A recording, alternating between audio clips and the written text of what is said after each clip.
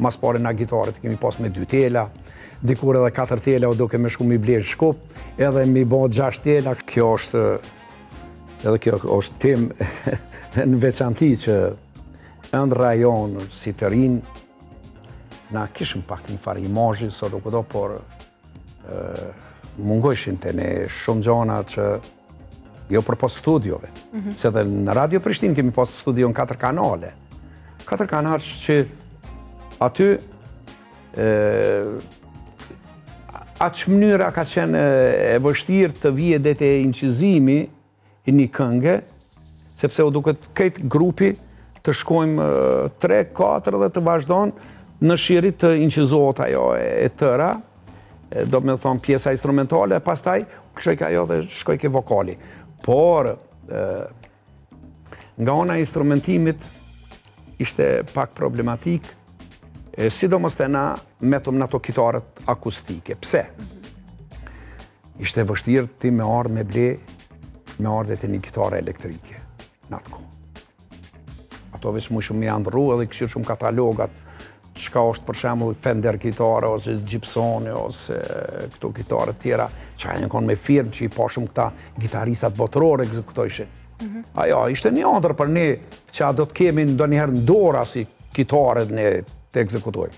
Por, nga mungesa e kësaj, ne i murëm ato gitarët e thjeshta, që dhe shumë elektroakustike që kanë qenë, dhe në atë mënyrën, i koordinosha dhe këngët, të cilën e kompozojsha e menojsha une se qka, për shembull, instrumentisti ose solo gitaristi mund të ekzekuton.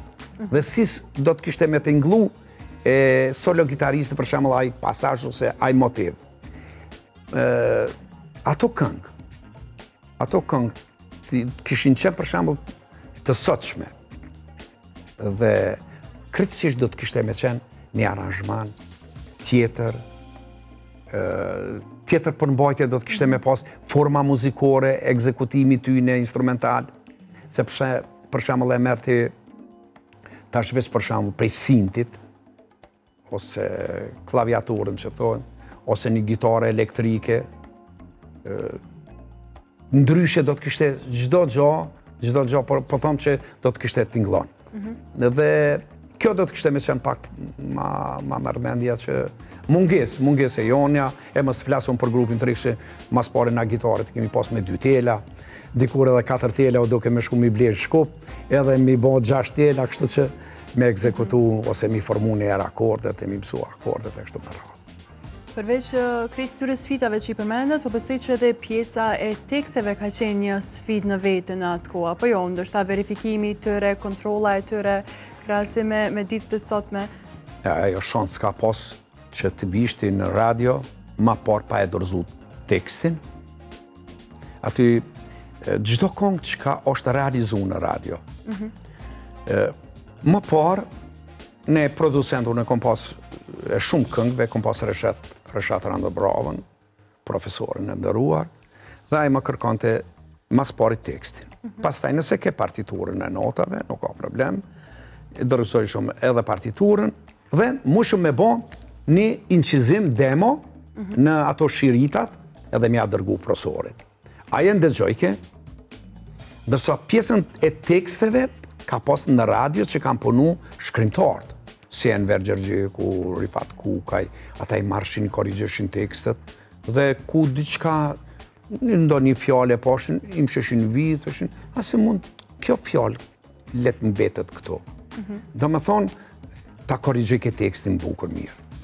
Por të vije dhe të realizimi këngës, ajo kanë qenë seleksionim me të vërtet, si ajo pjesën tekstuale, e shiqëshin që shikish shqiptu fjallën. Shumë këngëtar, si tojmë na, këndojnë si me hunë, nuk dëgjot mirë fjalla dhe ato pashyrimin e partit të adhante me shqiptu fjallën bukur mirë.